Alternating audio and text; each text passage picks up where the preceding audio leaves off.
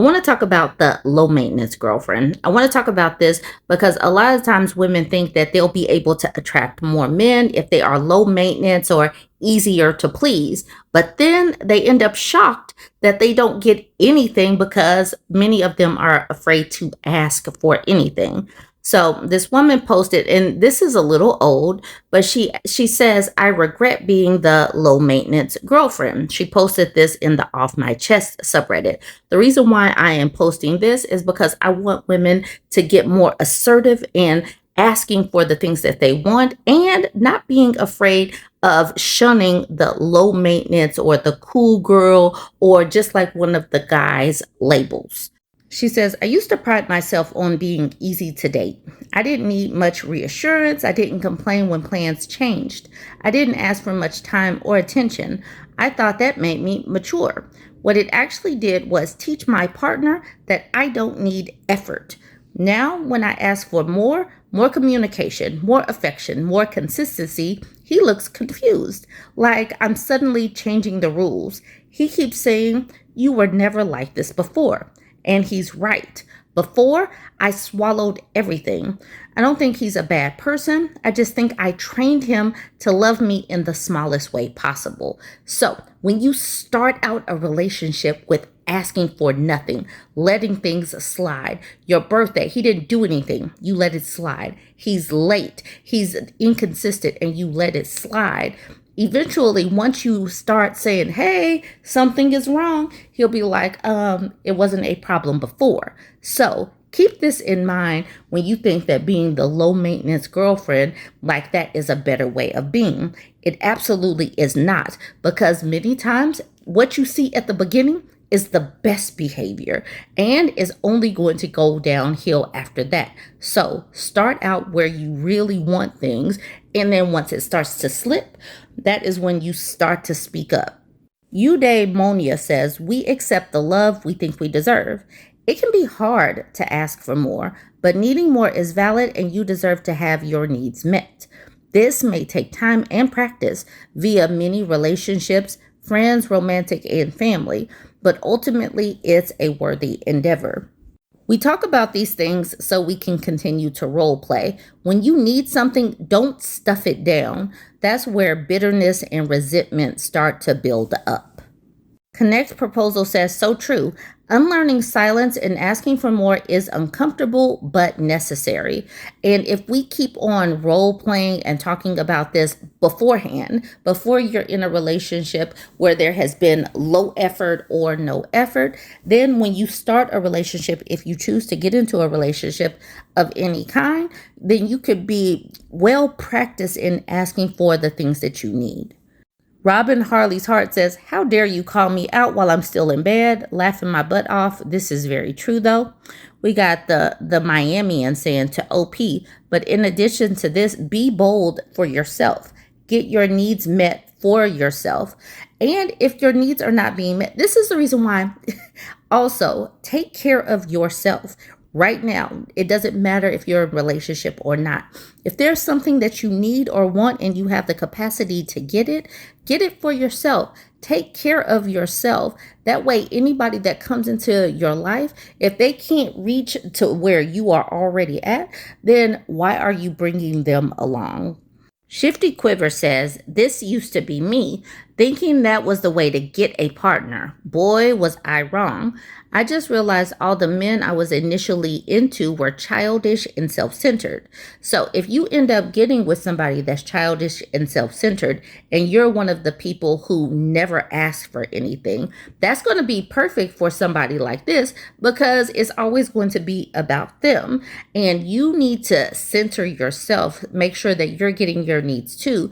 There should be mutual support between both parties that are in a relationship. Tell me what you think about Spider Sixer. She says, "The problem isn't with you being or having been low maintenance. Your boyfriend should be willing to put in the effort regardless. I'm like you or you in the past. I'm super low maintenance. I don't mind not seeing my partner for a long time.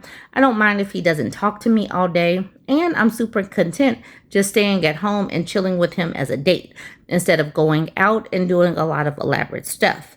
But as go with the flow as I am, he always puts in 110% effort with me, both when we do and don't need the maintenance.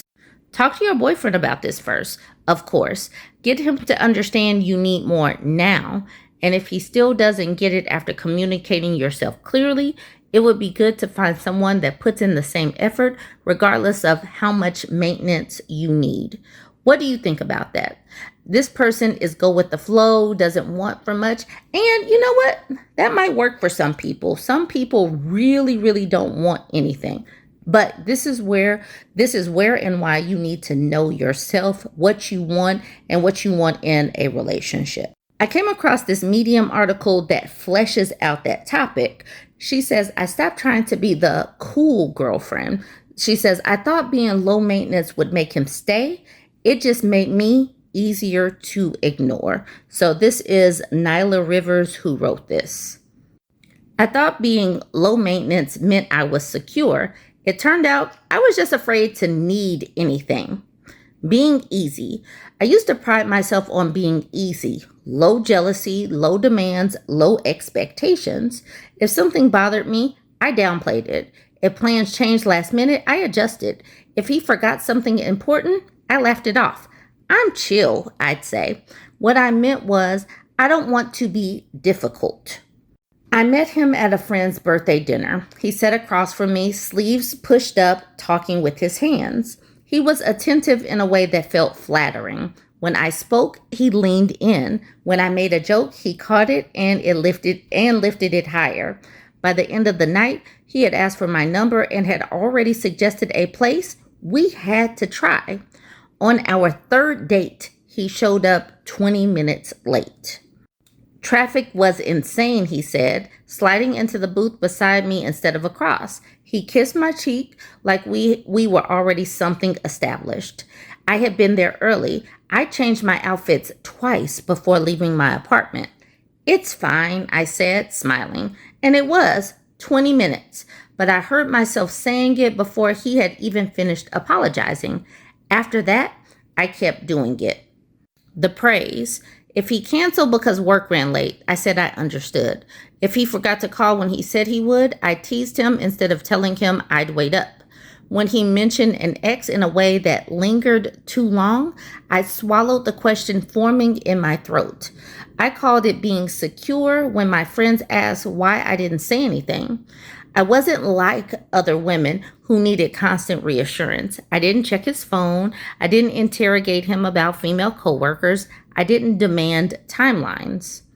When he once said, "You're so low maintenance," I carried it like praise. One Friday, we had plans to see a movie I'd been wanting to watch for weeks. I bought the tickets that morning. Around 6, he texted, "Hey, I'm wiped. Can we rain check?" I stared at the message in my kitchen, mascara wand still in my hand. I had already curled my hair. The tickets were non-refundable. Of course, I typed back, "Rest." He sent a heart. I sat on my bed in my jeans for a long time. Then I changed into sweatpants and watched something else. I didn't tell him I'd been looking forward to it. I didn't tell him I'd move things around.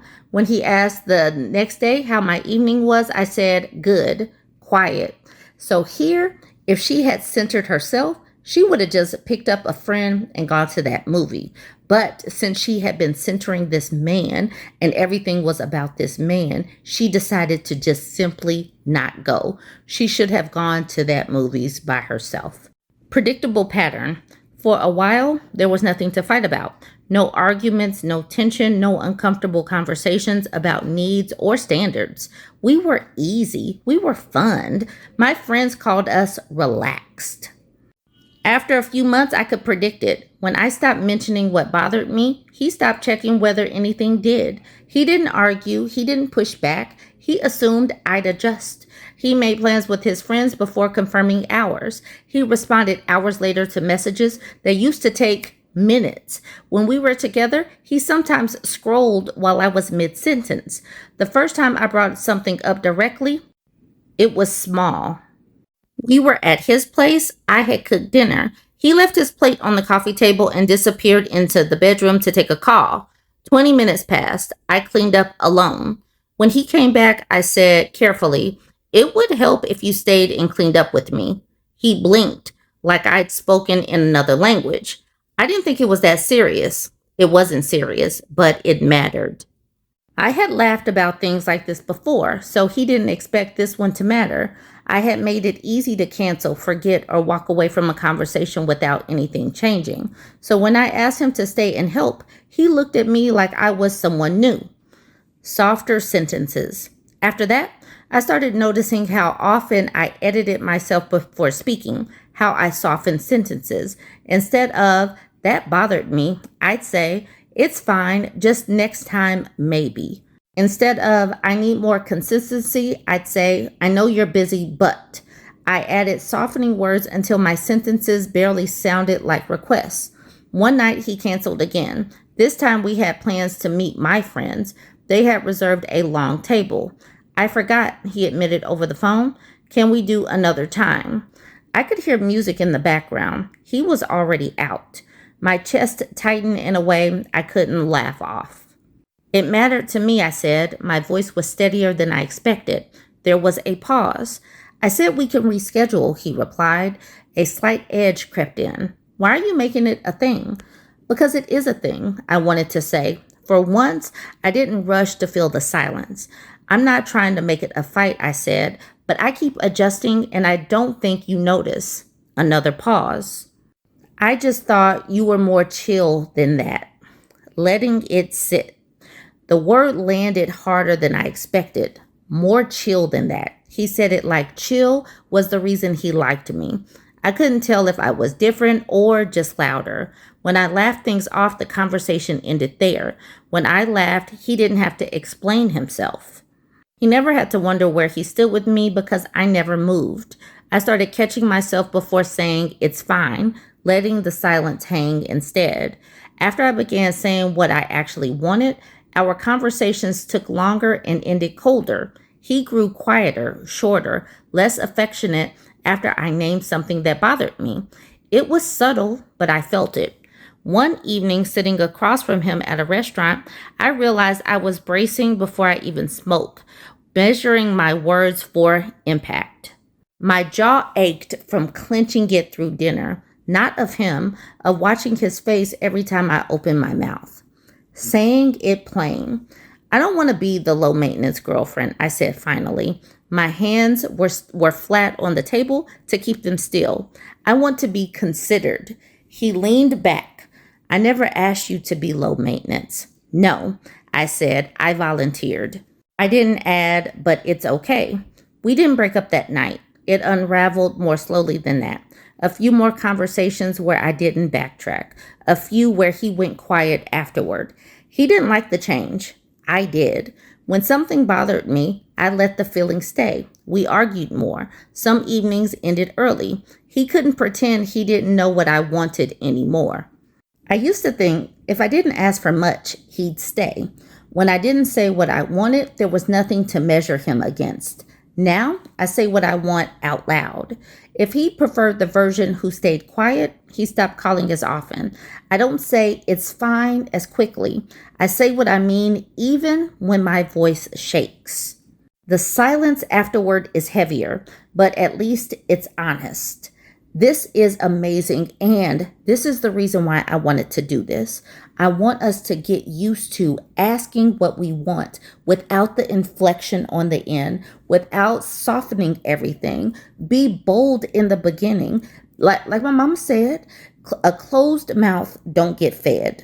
So if you want something, say it. Be bold with it. If someone asks you, "What do you want to eat?" Speak about it. If something doesn't go your way, say, "I was expecting X, Y, and Z," especially if they told you X, Y, and Z was going to happen.